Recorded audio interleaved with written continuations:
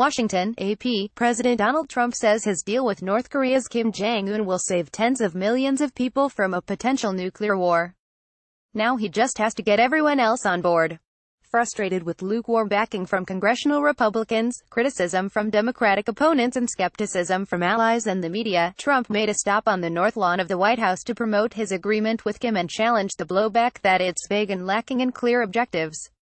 The surprise appearance Friday on Fox. He has been grumbling that not everyone agrees. Trump's frustrations are all the more notable now during the honeymoon phase of the deal, when goodwill has yet to be tempered by reality.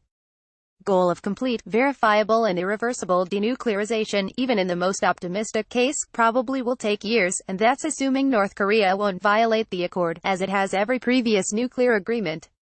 The president is facing questions about his public embrace of Kim and the North Koreans' autocratic leadership style, including what Trump said was a joke about the obedience of the autocratic Kim's advisors. Trump said he was doing what is necessary for peace. "I don't want to see a nuclear weapon destroy you and your family," Trump told reporters. He added, "If you're fair, when I came in, people thought we were probably going to war with North Korea.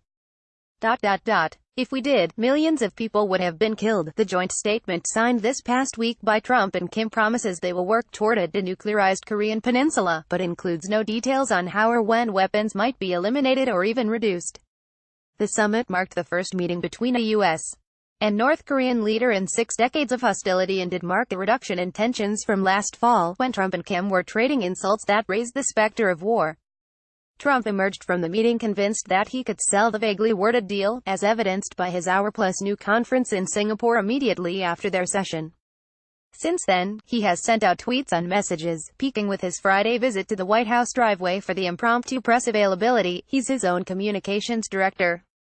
"Once again his press team is trying to catch up to him," said GOP consultant Alex Conant.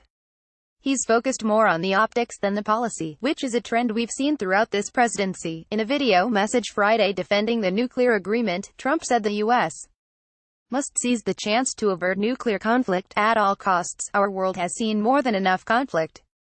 If there's a chance at peace, if there's a chance to end the horrible threat of nuclear conflict, then we must pursue it at all costs," he said. Trump believes President Barack Obama would have gotten a different reception. And Trump thinks he should receive credit for making an agreement on an issue where Obama was unable to make progress.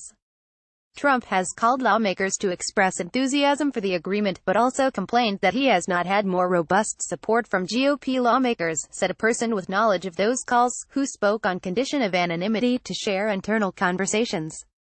Among Trump's most vocal supporters is Secretary of State Mike Pompeo, who led negotiations to set up the summit and will hold talks with the North to work out details of the deal.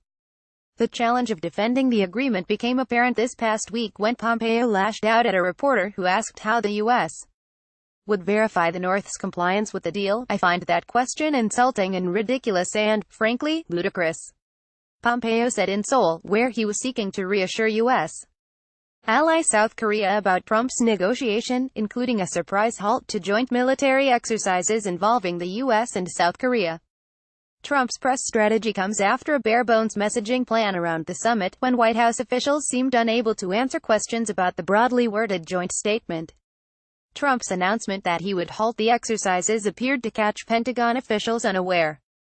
White House staff said Trump's seat-of-the-pants changes on the day of the summit undercut their plans to roll out the agreement. Those plans included trying to change the time of his news conference to deciding he personally wanted to reveal the contents of the deal live. He changed his mind after news photographs showing the signed agreement text appeared on television.